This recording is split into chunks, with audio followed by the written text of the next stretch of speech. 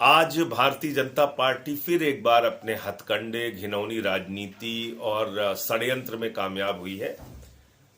कैलाश गहलोत के ऊपर लगातार भारतीय जनता पार्टी के द्वारा दबाव बनाया जा रहा था। ईडी, सीबीआई के छापे मारे जा रहे थे। ईडी के दफ्तर में पूछताछ करने के लिए बुलाया जा रहा था।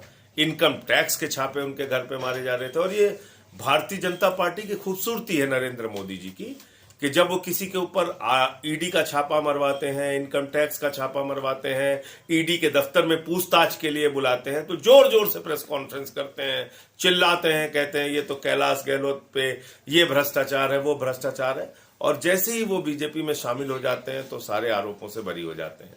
मोदी वॉशिंग पाउडर से उनको धुल दिया जाता है। तो बीजेपी एक बार फिर से अपने षड्यंत्र और अपने घिनौनी राजनीति में सफल हुई है। मैं समझता हूं कि कैलाश गहलोत के ऊपर बहुत दबाव था ईडी, इनकम टैक्स और तमाम तरीके का, और उसके कारण से ये फैसला उनके द्वारा लिया गया है। लेकिन उन्होंने भ्रष्टाचार का आरोप लगाया है, यमुना सफाई के लिए की बात की है, शीश अब वो ऐसी बातें कर नहीं सकते क्योंकि वो 5 साल तक सरकार का हिस्सा रहे हैं। जिस पार्टी में आप रहे हैं, जिस सरकार में आप रहे हैं, अब मैं कहता हूं ये सारी की सारी बीजेपी की स्क्रिप्ट है। भारतीय जनता पार्टी अब जो स्क्रिप्ट बना के देगी और जिस तरह का षड्यंत्र उन्होंने कैलाश गहलोत जी के खिलाफ किया है, तो उसी तरह से उनको बोलना पड़ेगा। Thank you sir.